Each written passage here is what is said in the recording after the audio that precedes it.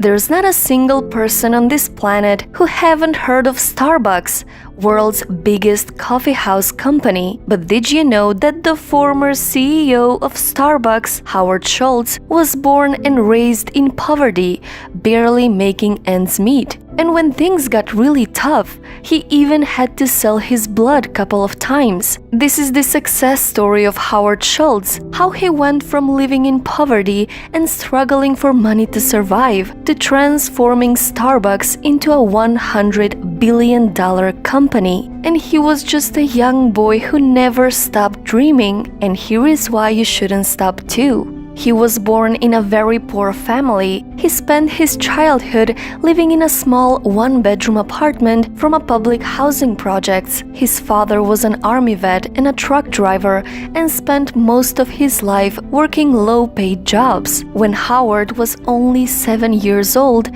while delivering diapers, his father fell on the ice and broke his leg. And because of this, he was fired from his job. And with no medical insurance and no savings, his family was struggling for money. That image of his father laying on the couch, feeling hopeless, crushed and defeated, left a permanent mark in his memory. It was one of the biggest defining moments in Howard's life. And to get away from all of these problems, he used to sit on the staircase in his building, dreaming of a better life. He played football in high school and earned an athletic scholarship to go to college, but he didn't want to play sports and decided to major in communications. So to pay for college, he had to take student loans and worked many odd jobs to make ends meet. Few times he even had to sell his blood for money to survive. After graduating from college, Howard worked at a ski lodge and as a salesman, but he had a desire to work at Starbucks. At that time, Starbucks had 3 owners and only sold coffee beans. So at the age of 29, after a full year of convincing the owners to hire him, he finally got a job at Starbucks. While on a business trip to Italy,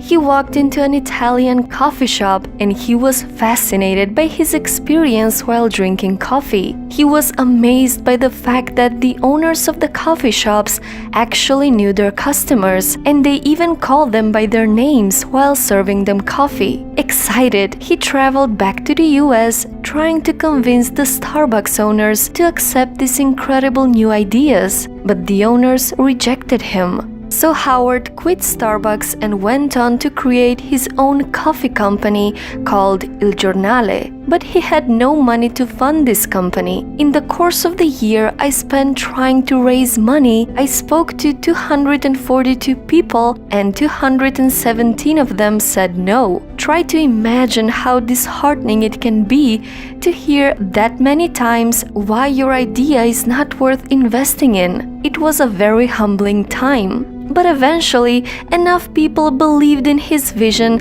and decided to invest in his business. He worked extremely hard to open his first coffee shop where he could replicate the experience he had in Italy and finally implement his ideas.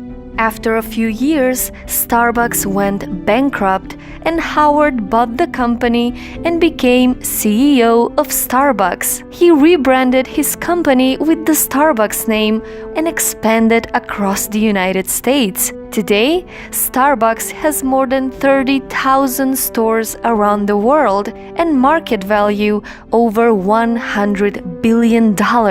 And Howard has an advice for you. In life, you can blame a lot of people and you can wallow in self-pity, or you can pick yourself up and say, listen, I have to be responsible for myself. I believe life is a series of near misses. A lot of what we ascribe to luck is not luck at all. It's seizing the day and accepting responsibility for your future. It's seeing what other people don't see and pursuing that vision.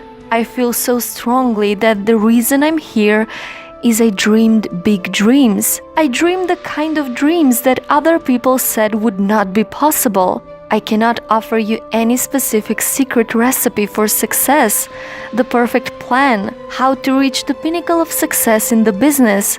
But my own experience suggests that starting from scratch and achieving much more than what I dream about is quite possible.